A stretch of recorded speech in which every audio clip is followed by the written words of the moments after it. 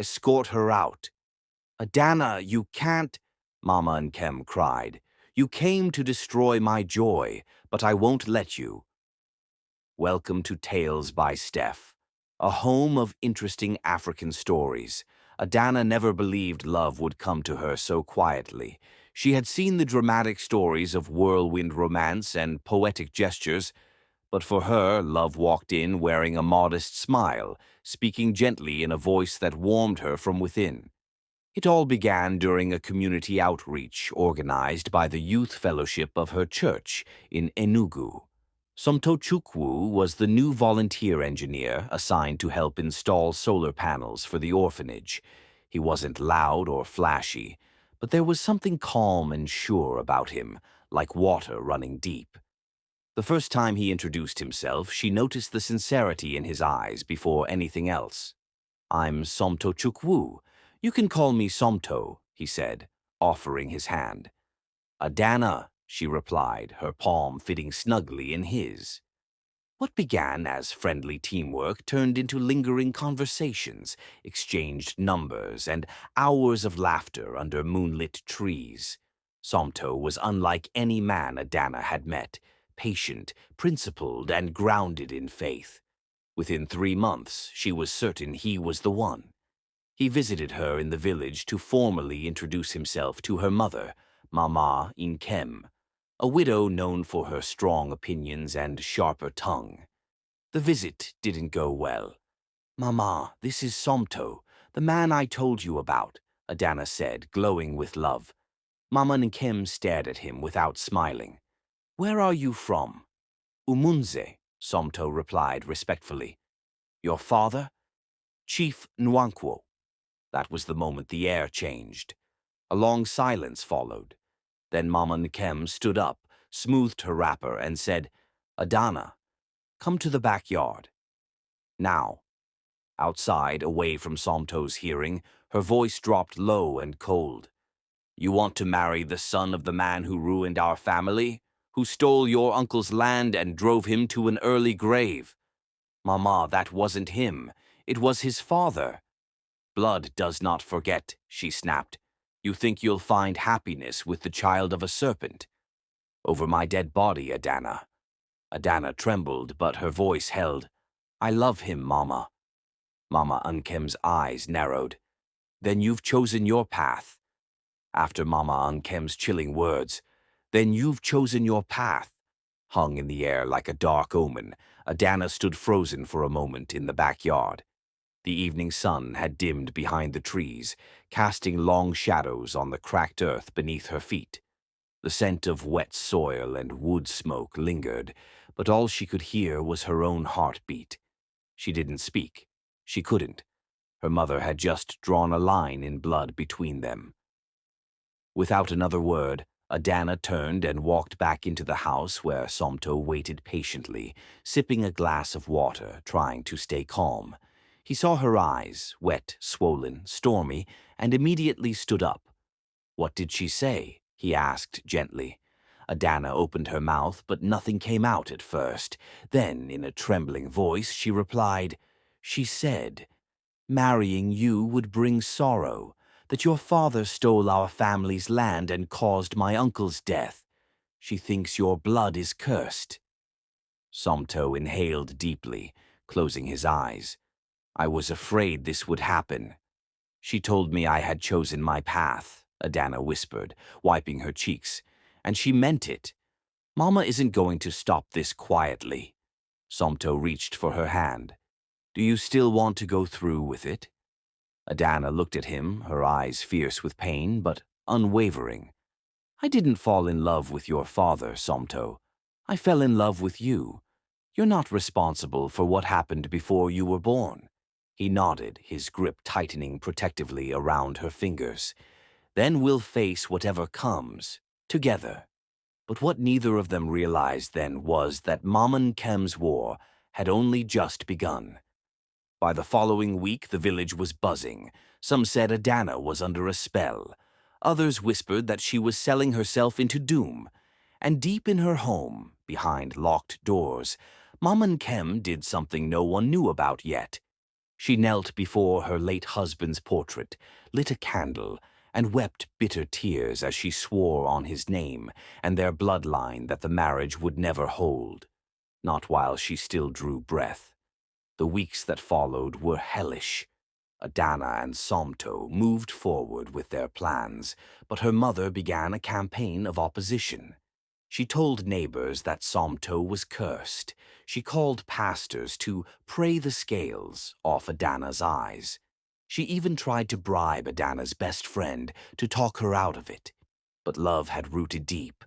Somto's calm through the storm only strengthened Adanna's resolve.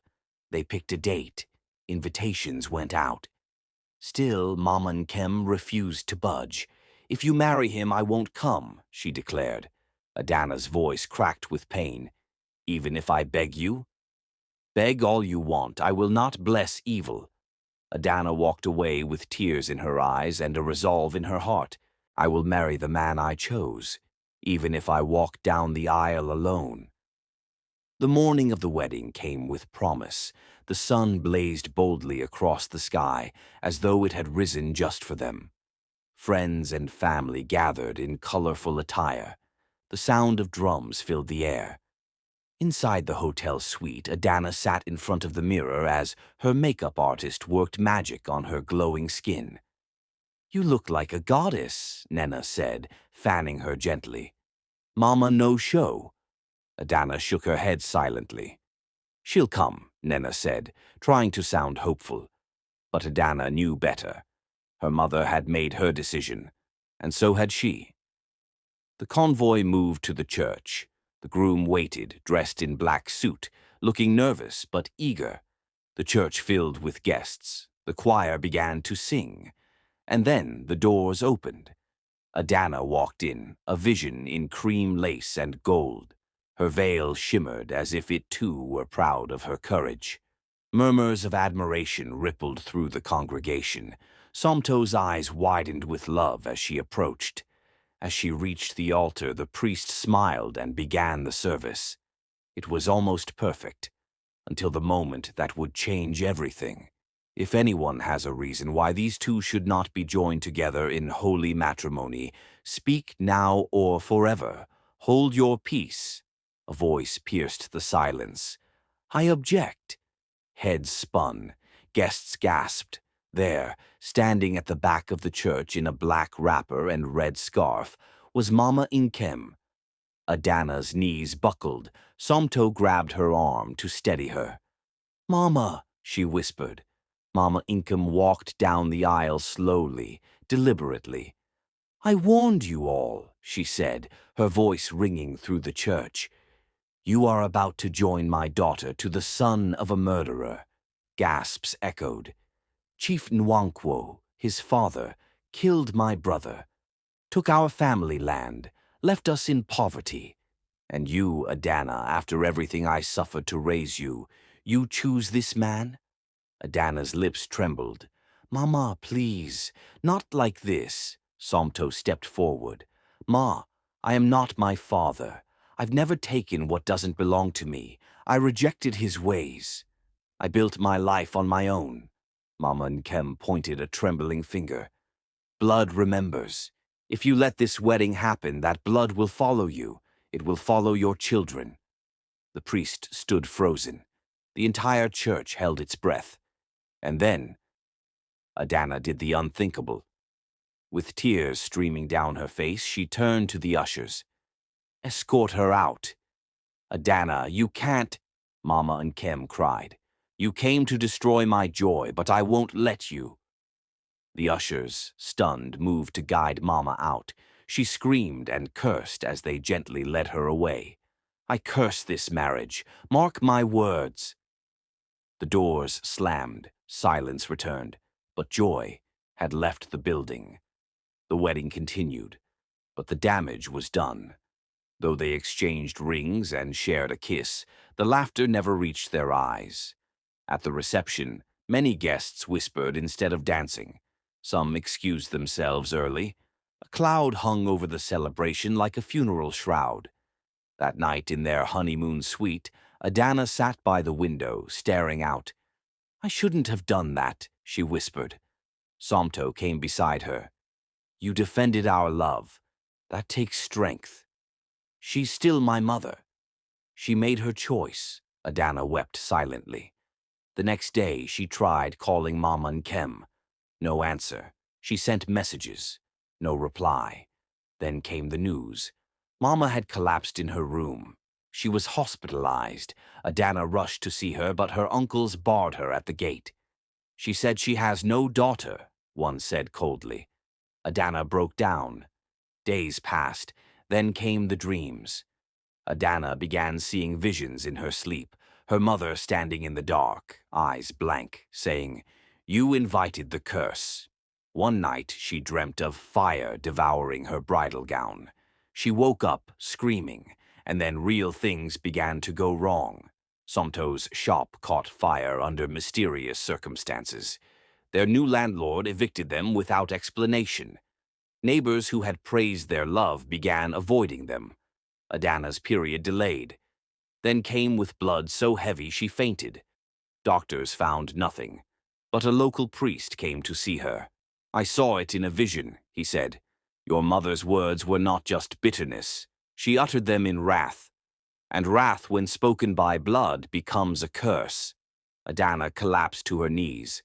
How do we stop it? Only she can reverse it, but her heart must turn willingly. Adanna begged her uncles to let her see Mama. They refused. Then one day a stranger appeared at their door. She wants to see you. Adanna rushed to the village. Her heart pounded as she entered the room. Mama lay weak on a mat, eyes sunken. Her voice was barely a whisper. You came. Yes, Mama. I never stopped being your daughter. Tears rolled down Mama Unkem's cheeks. I did what I did to protect you, but I let pain make me blind. Somto is not his father, and you're my light. Adanna held her hand tightly. Undo it, Mama. Please. We're dying. Mama closed her eyes and began to pray. Her voice was hoarse but firm. I reverse every word I spoke in anger. May their home know peace. May their womb be fruitful. Let love grow, and let my bitterness die. At that moment, the wind outside shifted. The air inside warmed. Mama smiled faintly. Now go. Live your life. 3 weeks later, she passed. Adanna mourned, not just the loss of her mother, but of all the years swallowed by hatred. But a new beginning rose. Somto's shop reopened. The dreams stopped. Adanna conceived. Their daughter came into the world silently, eyes wide and peaceful. They named her Ifiuma, something good. And whenever people asked about their story, Adanna would smile and say, Love must stand alone until it is strong enough to stand for others. Thank you for watching.